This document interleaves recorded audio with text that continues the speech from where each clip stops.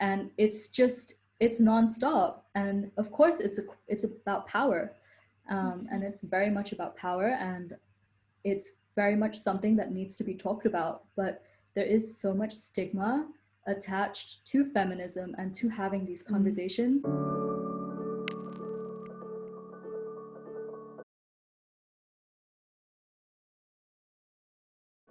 Hi, welcome to Adulthood Pending Podcast. I'm Kimmy. I'm Brittany. And I'm Annalise. We are a podcast for college students, recent graduates, or anyone else who's figuring out that being an adult isn't as simple as it's made out to be. Join us each episode as we share how we are navigating our careers, post-grad lives, and the whole adulting experience. So in today's episode, we're going to be talking about feminism. We touch on how our views of feminism have changed, how feminism is viewed internationally, and our personal applications of feminism in our postgrad lives. So today we have a very special guest on this episode. We have our friend Rom. So Rom, if you'd like to kind of introduce yourself and give a background of where you are in your adulthood journey. Okay, hi everyone. Thanks for having me. Where am I on my adulthood journey? It's a really interesting question. So I guess I'm like somewhere there. Depends on how you define adulthood, obviously. So I did my undergraduate at Scripps College with U3, obviously. And after graduation, I did my master's at the London School of Economics, which I'm still technically completing because I deferred my thesis. So I'm working right now as a consultant for an international development firm. And it's a really small team, but it's going quite well. So yeah, I'm still figuring things out, but I think I feel more adult than I did 4 years ago or 5 years ago. You're the most educated one here. Completing your master's, working, wow. Oh my gosh, not at all, but thank you. And Rom, you've actually been studying feminism and gender norms within an academic context. So would you like to kind of give a brief summary of what your thesis has been on? Definitely. So gender and development is something I'm really passionate about. And my thesis looks at gender norms and how they can be reshaped through education in developing countries. Yeah, Ram actually also went to school with us. And so we thought it'd be interesting to bring her on since we've all kind of had somewhat of the same foundation of education of, when we were indoctrinated by the values of our college. But she does have a very different perspective. So we're excited to have you on, Ram. So for today's fun question, we are going to be discussing our motivations for choosing to attend a historically women's college. So as our guest, Ram, would you like to start us off? Sure. So I actually did not go to Scripps or choose to go to Scripps because of the fact that it was a historically women's college. And really, it never struck me initially about the fact that it was a historically women's college. But as I did more research and I realized that my entire life, I had never really had a support system of just women.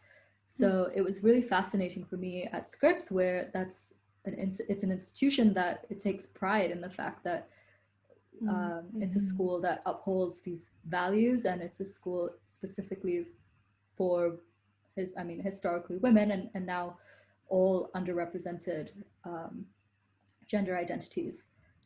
So yeah, long story short, it was kind of an accident of fate, but it was definitely something that came on my radar much later.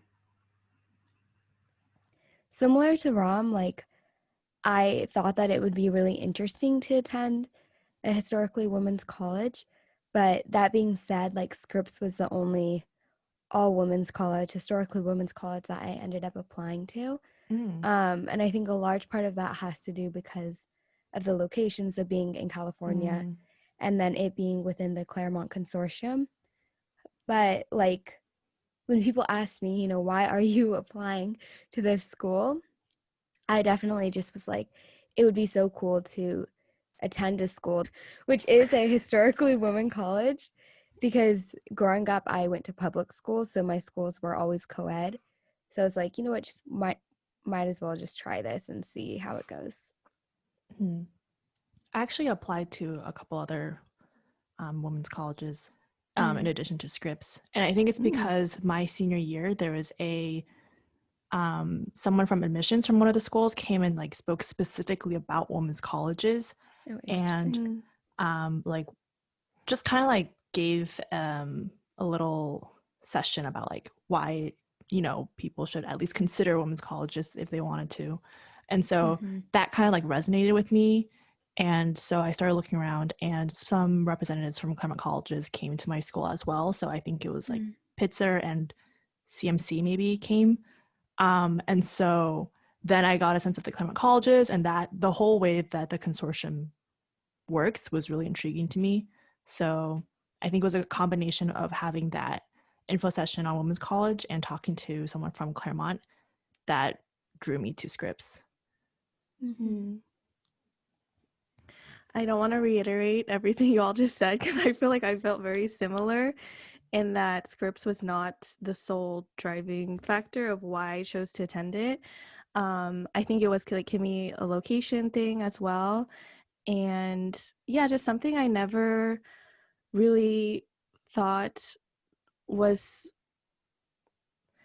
it was something I never really would consider, I think, in my education. Like, I don't think being around primarily females would have enhanced the experience so much as the fact that I liked the ideals that they have in the curriculum that Scripps had designed. So yeah, it's funny because like I feel like when people ask me like, oh, you go to Scripps, is that like an all women's college? I'm like, yeah, it is, but like I kind of just like blow it off because it really didn't feel like one for a lot of the time, since all of our classes, or pretty much almost all of our classes, were integrated with all genders. So yeah, I don't know, it's weird because I feel like a lot of the sentiment is the same, where it is a women's college, but it's not like the hallmark of what my education was marked by going to that school.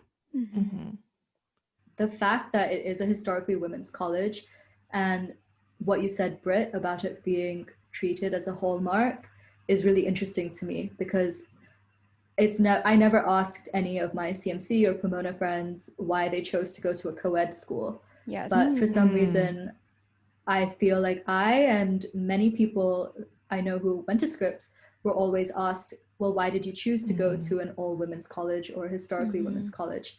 But that question is never asked of our co-ed counterparts. And it's just a point that I think is quite interesting, and I don't know if it's something to be reflected upon, but maybe the uniqueness, I don't know what it is about the fact that it's a historically women's college that people feel like there needs to be an active choice. Does that make sense? Do you all feel like you ever felt like there is some kind of negative connotation when people ask why you chose to go to a women's college? Like for me, and I think a lot of, especially within the Claremont Consortium, like going to Scripps is not admired as much as maybe going to some of the other schools, and with the sole fact of that being, oh, you go to women's college, the admission should be easier because only one, because half, of the population or roughly is even allowed to apply. So I was wondering if you kind of felt like there was some negativity with attending a women's college. I think I actually never thought about it that way, where it's like the application pool is only limited to like, I guess, a certain percent of the population just because of like gender. But to your point about how I felt when people asked me that question, I felt like I would sense like a tone of maybe judgment, maybe not necessarily something positive or negative, but definitely just like judgment, like, oh, interesting, like why would you choose a women's college or a historically women's college? Why do you think that it was?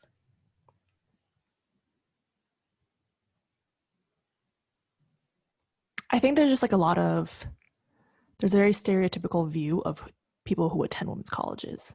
You know, it's like they have a certain image of like the radical feminist. And so I think then that's what they think of when they think of students of a historically women's college. And so then they, I guess, try to like gauge that out of me or something.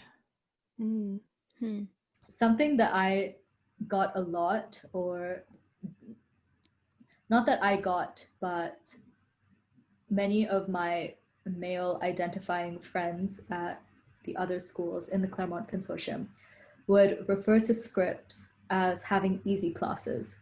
And they would always say things like, oh, like, but it's not like Scripps classes are tough or Scripps professors are academically challenging. And it was always so interesting to me the way that it was deeply internalized that just because it's a historically women's college, the education quality is somehow inferior to that of the surrounding colleges, when in fact some of the departments at Scripps are really, really strong. And sometimes people would do much worse in Scripps classes than they would do at another class at another college. But that type of judgment is something that I was really really familiar with, and something that bothered me, of course, because I was always like, well, you know, why don't we talk about why you perceive this like the way you do? So earlier, Ram mentioned how if you attend a co-ed school, you know, no one asks you, why did you attend this co-ed school? So it's interesting that in attending a historically women's college, it's like inherently making a political statement and kind of what you might identify with, like politically. So I was wondering how your ideas of feminism changed after college, because it seems like going into college, we kind of just chose it maybe like haphazardly, but obviously it has shaped some of our views. Yeah. Before we get into that, though, I do want to maybe define feminism, or at least come to some kind of common ground on like what we define or how we view feminism as before moving further into today's episode.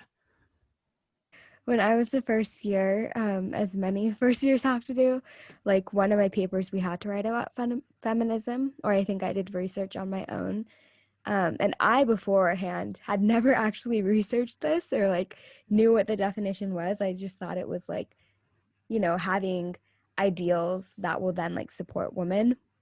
But the definition I remember is like having equality across all platforms for all genders. So something that I wrote about was like, feminism isn't just for female identifying people, it's really for everyone.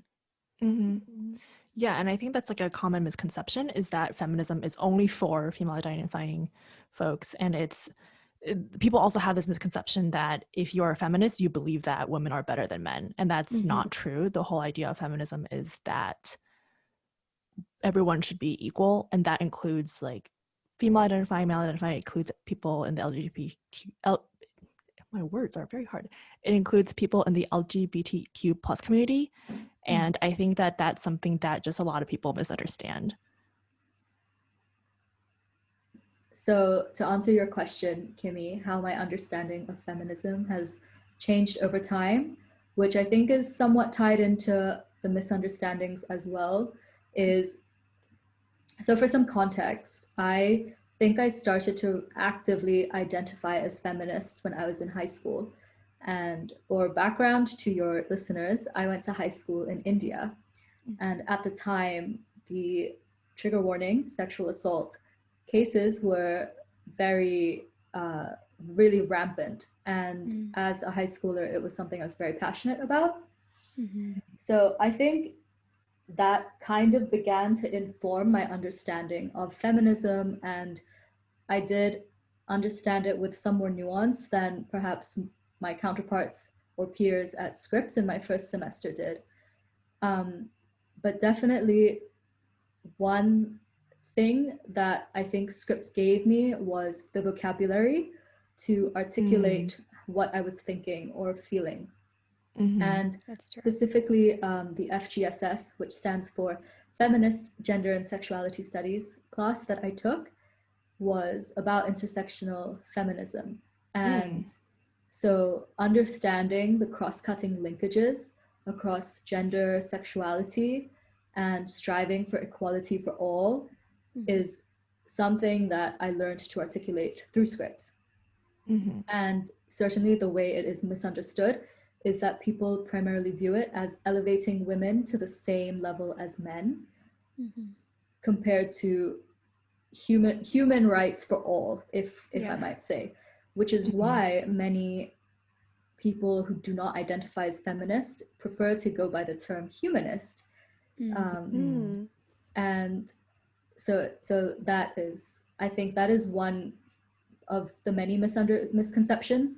But another one is also, of course, that that in women's efforts to strive for equality, or not just women, but all of the historically underrepresented or marginalized communities, that will somehow oppress cisgender men. And that's, of course, another misconception about feminism. So I don't know if this was the same for you. I mean, for Rom, it seems like it was a little different because you thought of yourself as a feminist in high school. So I don't know if it was just my high school or like my environment, but I feel like back then, so like 4 or 5 years ago, when people thought of feminism, they did have the wrong idea of it.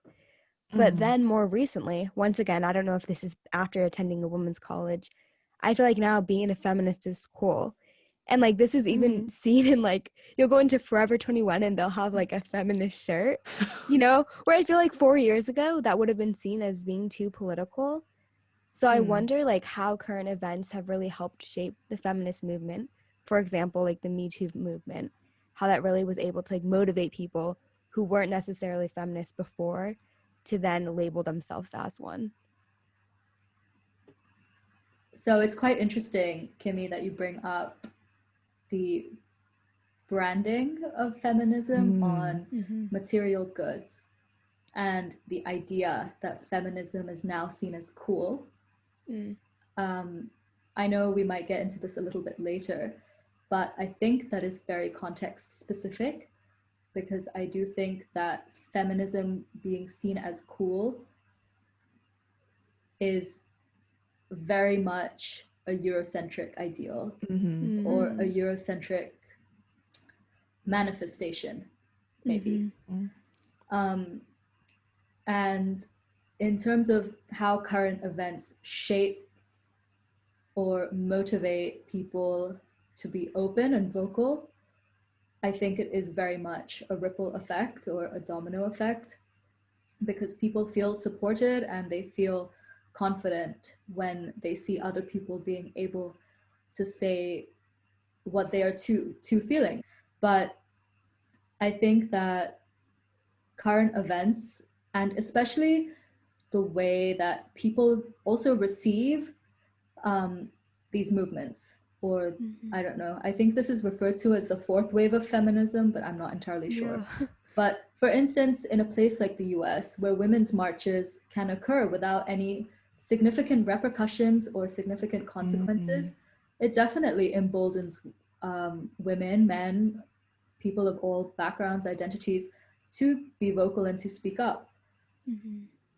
But I think that is, again, very context specific, and it is very much driven by both a person, and it's very subjective, and it's also driven by the environment in which they're in and whether that enables them to be as vocal as they are. So for instance, like a Forever 21 or a Bershka or an H&M branding feminist, or I am feminist, or like feminism is rad. Like, yes, they may do that in the US, and they may do that in the UK or France, Germany, but will you see that in a country in South Asia? Perhaps not. Or will you see somebody walking around wearing that shirt? Perhaps not. I also think it has something to do with a bubble of how people socialize, if that makes sense. So, for instance, like the liberal arts college bubbles, right? Like many people kind of form the same ideas and opinions when they attend a liberal arts college and when they also graduate from a liberal arts college.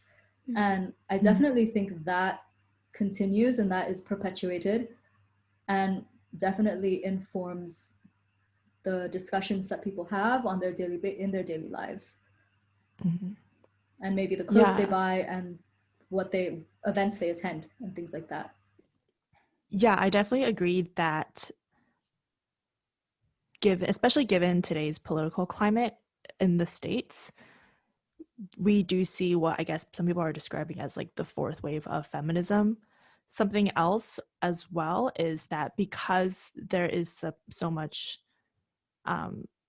there's this idea that being a feminist is cool, like you said, Kimmy, it is also potentially dangerous too, because at this point, I feel like a lot of people, they're like, oh, I'm a feminist, but they don't really do anything about it except just make that proclamation. It's very performative.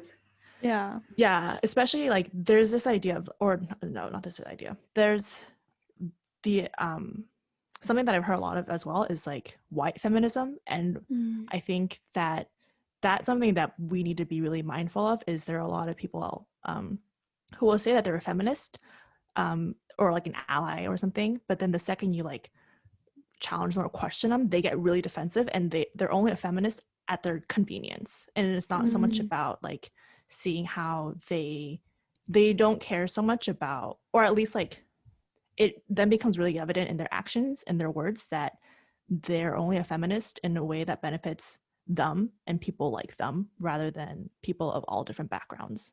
And again, I think it goes to the point of like the idea that some people perceive feminism as being cool, so they're like, oh, I'm definitely a feminist, like you can count on me, like I'm an ally and everything. But then when it's expected of them to do something about it, they don't really follow through. I really agree with you, Annalise, that I think a lot of feminism is performative, and I think the ones who do go around bragging or wearing these really extra clothes, they're the ones who it is very performative, because it is also very much a limited understanding of feminism, and it, as you said, it is very much white feminism, and it is honestly quite challenging to be be who I am and be surrounded by white feminists who are very preachy and think that they know better than everybody else, when it's not really the case. Amy, I'm also wondering, I mean, I don't think this necessarily, I think this mostly applies to people who maybe didn't think of feminism as intricately as some academics do, but like, I wonder how much that trend of maybe before, wearing a feminist kind of themed clothing or whatever was a political statement. And back then I would say, even like when people would think negatively of feminism and like kind of that being aligned with being like anti-man almost, to now with like the political climate of like, if you're not feminism, then, or like if you're not to the political climate of now, if you're not feminist, then I don't know how to say this. Like before, yeah, like essentially, like you're a horrible person. Like, how can you not stand up for women's rights? Whereas before, it's like you stand up for women's rights, like you must hate men. Yeah. Where it's now, I think a little more nuanced in that, like I don't know. I wonder if people feel like they have to, obviously not from our standpoint, but like some people, if they almost say they have to say that they're feminist just because they don't want to go against what the general, I would say, consensus is that women deserve rights, but maybe they don't necessarily align feminists. They just don't want to go, they don't necessarily agree with feminism, but they just don't want to go against this climate that we're in right now. Yeah. Yeah, I mean, we've like talked about like the fourth wave of feminism, right? Which I think like the way that historians have created these waves, some people have deemed as like controversial because they're like shouldn't necessarily be waves, you know. It's just like women's rights should always be talked about, or all genders' rights should always be discussed. But I think like in a way, if Donald Trump was not elected as president, there would not be like, you know, such like this fourth wave wouldn't have come in a way, just because I feel like so many people were politically motivated after he did go into office that just might not have been otherwise.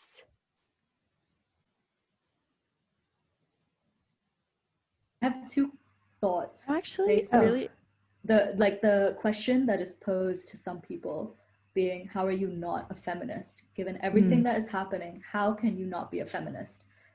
So I think one answer to that is that people are not educated or have not been exposed to the type of material or nuances or understanding that I've had, and I think, you know, all of us have had. That's true. And of course, that ties back into a lot of the misconceptions that we were talking about earlier. The second thing is about people feeling afraid to go against consensus and going against popular opinion. I know I felt that way a lot at the Claremont colleges, is that I felt afraid sometimes to share my opinion because it did disagree with others. And I think even now,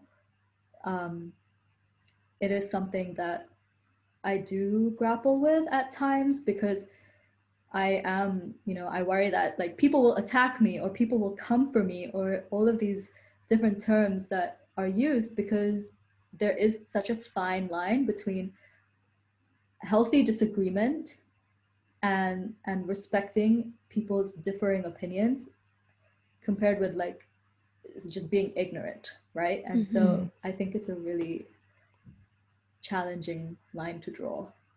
But, yeah. So Ram, you grew up in Singapore and the UK and India as well, and all those places have very differing levels, I think, of a patriarchal influence. So how has your experience been growing up in all three of those places, and how is it like going between maybe some places that are more progressive than others? Great question. So yes, I grew up in the UK, Singapore, and India. Of the three, India is definitely the most patriarchal. So I think I can talk about India the most, but definitely in Singapore as well. I think there are influences of patriarchy still, and especially, you know, with notions that women have to be more, or not women have to be, sorry, but notions of expecting women to be submissive and women to be more polite, etc. But I mean, Singapore is such a unique place that it is progressive in ways, it's not progressive in ways. It really depends on where you even are in Singapore. But India, so yeah, I mean, my experience in general is really different, I think. Okay, so for instance, in some communities, when women are menstruating, they're not allowed to stay in the house. Yeah, because menstruation is considered impure and women are considered to be dirty. And that is very common amongst Hindu families. I would like to make that clear. But the way that it is sometimes seen in urban areas or progressive families is, for instance, women don't enter the prayer area, the prayer room, for instance, when they are menstruating.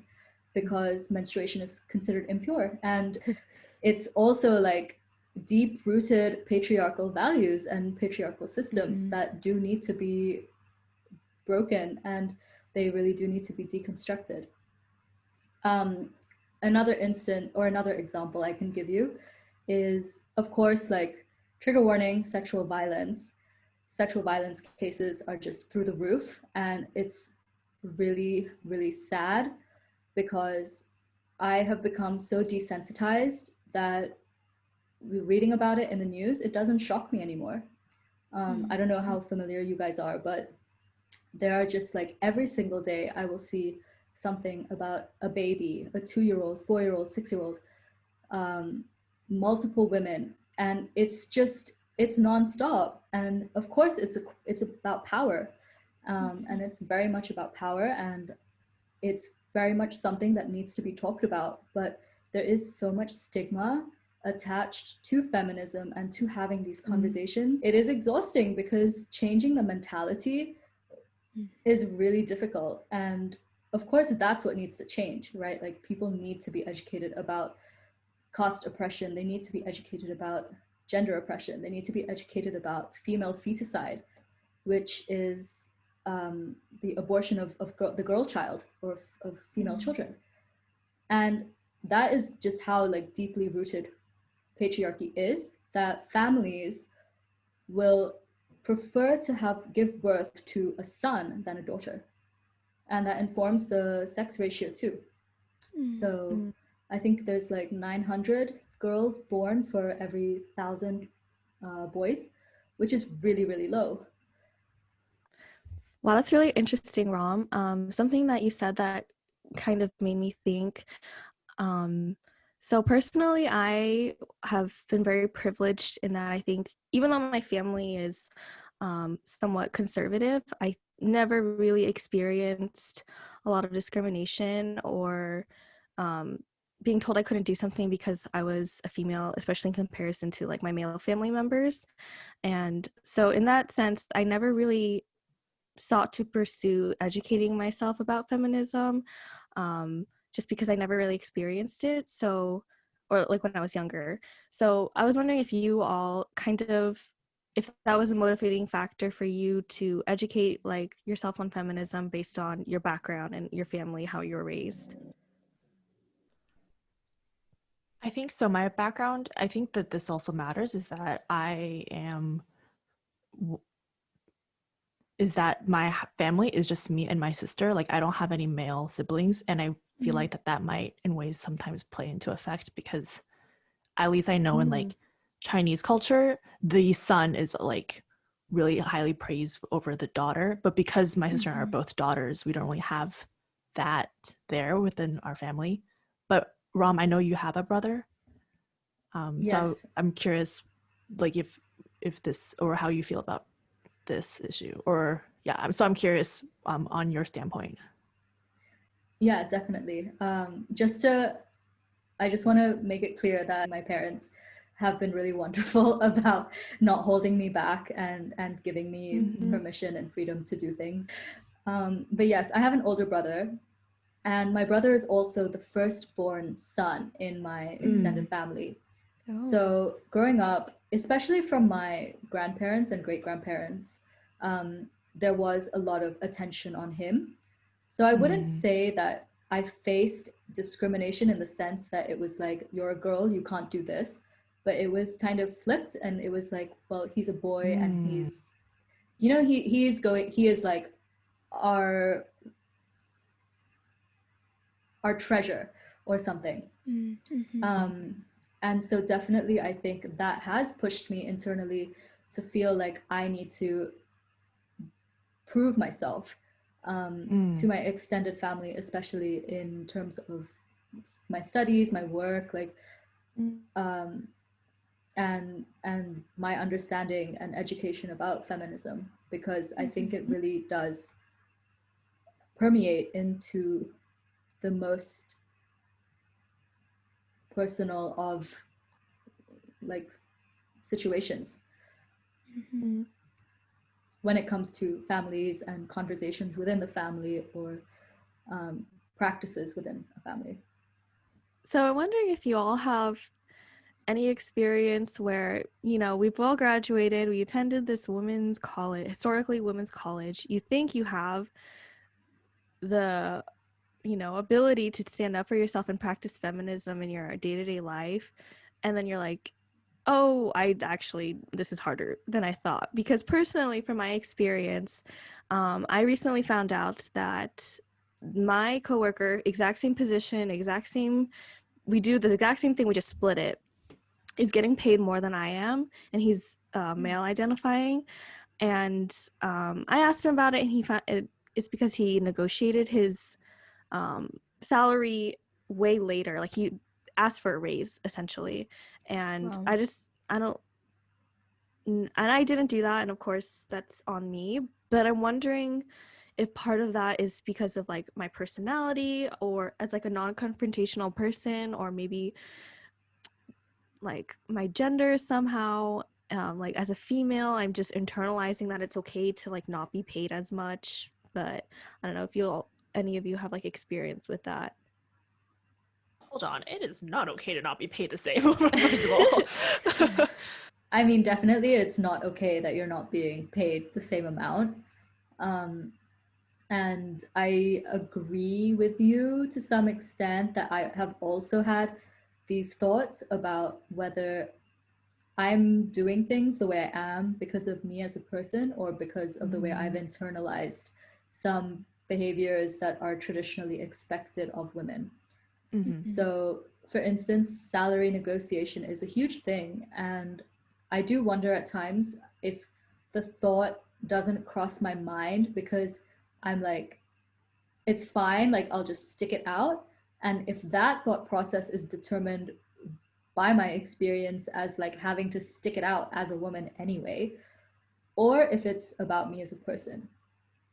And also at times I feel like identities, okay, maybe I should, like, it's kind of problematic, so just like cut it out entirely. Just, yeah, don't leave it in. No, that I don't think so. Wait, are you? No, are not you that, saying but like the thing I problematic said before. Yeah, the part that I said like way before. Oh. And in So terms we're of like challenges, I do think that like, but I think that again has to do with the echo chamber of attending a liberal arts college versus the real world. And so my experience or my example is, for instance, like, I don't feel safe attending a protest in India, for instance. And those are instances where I'm like, I am not, you know, practicing what I preach, essentially. Or at times, like, I won't have the uncomfortable conversation with my family about certain things that they say or certain things that they do that are really problematic. And yeah, like, I reflect on it later and I'm like, I should have done that. I should have, you know, spoken up, etc. But essentially it feels much tougher after graduating and not being surrounded by people who are going through similar things as me and also have similar opinions as me. That's it. I will say, so I would like to think that when it comes to salary negotiations that I would stand up for myself, but because I've never really, so when I got offered my position, I did try to negotiate, but they said that because I was entering through like a program, it was a set salary. And, you know, some of us talked about, some of me and like the other people who started, we talked about it, and yeah, we were all getting paid the same. And so, but one thing that I think I do think about is being assigned like administrative tasks within my company. So stuff like who wants to plan this out, who wants to plan this event, who wants to set up like a birthday card for people. Like I always end up volunteering to do it. And I don't know if it's just because that's just who I am and I really enjoy like planning things, or if it's because I'm like giving into this role that I was so primed into taking. I mean, I like to think that it's because I enjoy these tasks, because I do like planning stuff. I do like busy administrative role tasks, but I don't know if that's just because that's what I was told was expected of me, or if it's because that's just my personality. Yeah, me too. Like, I was thinking, so we're recently training this new person and he's a male. And basically I tell him when he does something wrong, and he's always like brushes it off. He's like, it's not my fault, I never saw it, I never blah blah blah. Oh Like, he just doesn't like being Mm. told that he's being wrong. Mhm. And part of me feels like I'm standing up for myself and I'm saying, like, this is what you're doing wrong, like, you shouldn't do this. And I think that's great. Like, I'm proud of myself for saying, like, for like teaching him what to do correctly. But then there's also part of me that's like, am I being too mean? Like, I have to say, like, I'm very conscious of how I tell him he's doing things incorrectly, because I feel like he won't like me, or he'll think I'm like a cold person. And I don't know, that's another thing I've felt like I've internalized, that I have to like always be this really friendly, warm person. And I don't know if that's a part of like my personality as well, because I enjoy being liked by most people and thinking I'm a nice person. But like, that's something I've really noticed, how he gets away with not being warm. He's like nice, but he doesn't have to be like overtly friendly. Like, I feel like I have to prove myself to be. Yeah. I mean, it seems like in both of these situations, like having a male ally would help. In my sophomore year, I was in a club and like worked closely with someone that did identify as male. And something that he brought up straight away was like, oh, Kimmy, like, you don't have to take notes. Like, I could do it, or like, let's like pass that around. And I had never necessarily thought before as like taking notes to be something associated with women, but it typically is. So I thought that was really cool of him to like voice that and literally tell that in front of the whole team, to kind of set that precedent moving forward, because it is hard, like, just doing that by yourself. This has all been really interesting. Thank you all for sharing your experiences. Even though we all did go to the same school, it's kind of interesting to talk about this more in depth, about how our experiences have been in feminism post-college and after college, and now even in the workplace. Ram, thank you for coming on. To conclude the episode, do you have any final thoughts? Thank you for having me. I feel honored to be a guest.